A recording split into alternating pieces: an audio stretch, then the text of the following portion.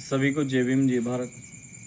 आज का जो वीडियो है वो वीडियो है कक्षा जो 12 में भूगोल की जो किताब है मानव भूगोल के मूल सिद्धांत, उसमें से है कि एक बच्चे ने कमेंट किया था मेरे कि सर मानव का प्रकृतिकरण को थोड़ा समझाइए मैं।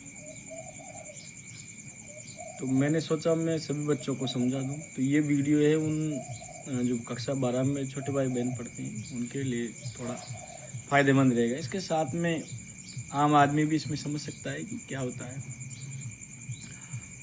तो मानव का प्रकृतिकरण का मतलब होता है कि जो प्रारंभ का जो मानव है वो उसके पास में कोई नई टेक्नोलॉजी नहीं थी और वो आदिम था, जंगलों में रहता था।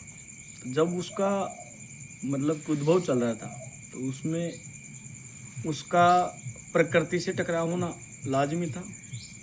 तो जो प्रारंभिक जो मानव था उसके पास में कोई प्रौद्योगिकी नहीं थी, शुरुआत में बहुत कम था। तो जब वो उसका प्रकृति संघर्ष हुआ तो प्रकृति उस समय सर्वोपरि साबित हो रही थी। जैसे मान लो कि वो इसकी जो प्रकृति की जो प्रचंडता थी उससे वो मतलब परेशान होगा। तो वो क्या करता उस समय कि उसका वो टकराव के उसके पास संसाधन नहीं थी। तो उस समय प्रौद्योगिकी विकसित नहीं हुई थी, कारण टकराव नहीं कर पा रहा था। तो उसने क्या किया उस मानव ने कि प्रकृति का सर्वोपरि मान लिया। जब प्रकृति को सर्वोपरि मान लिया तो उसको इस चीज़ का अनुभव हो गया कि प्रकृति से हम जीत नहीं सकते। तो अपने आप को उसने ऐसा ही डाल लिया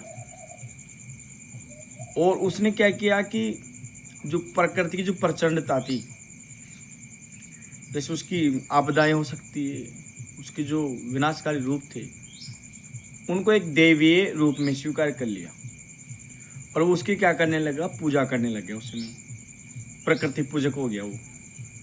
जैसे मान लो ज़्यादा बरसात आ रही है, अब बाढ़ जैसा माहौल हो गया उसके पास में, बाढ़ आने लग गई। तो उसने क्या किया कि जल को देवता मान लिया। आंधी तूफान आ गए उसके पास में, तो उसने क्या किया, वायु को देवता स्वीकार कर लिया। और बहुत सारे जो जंगली पशु थे, प्रकृति के जो भाग थे, उसको उसने देवी रूप में स्वीकार किया। जिसे हम देखते हैं जहरीले जीव होते हैं या जो विनाशकारी जो पशु हैं भयंकर वाले, उसको मानव ने मतलब पूजक रहा है। कि वो पूजा क्यों करता था कि उसका ऐसा रहा कि इसको पूजने से मेरा अहित होना बच जाएगा। जैसे मान लो उदाहरण स्वरूप अब उदाहरण ले सकते, सर्प का ले सकते हैं। तो दुनिया में बहुत प्रकार के सांप की प्रजातियां होती है, लेकिन मानव उसी सांप को ज़्यादा पूजता है जो उसके लिए ज़्यादा घातक है।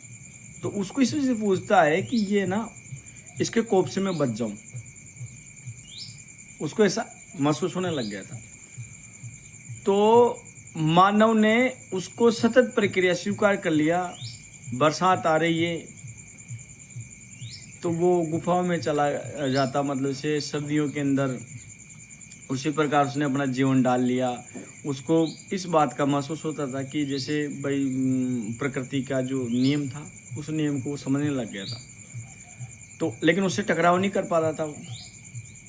तो अपने आप को प्रकृति के अनुसार डाल लेना क्या कहलाता है, मानव का प्रकृतिकरण कहलाता है।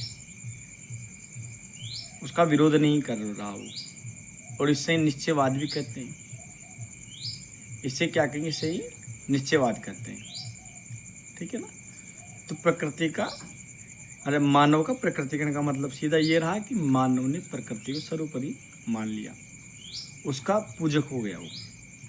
ठीक है बच्चों।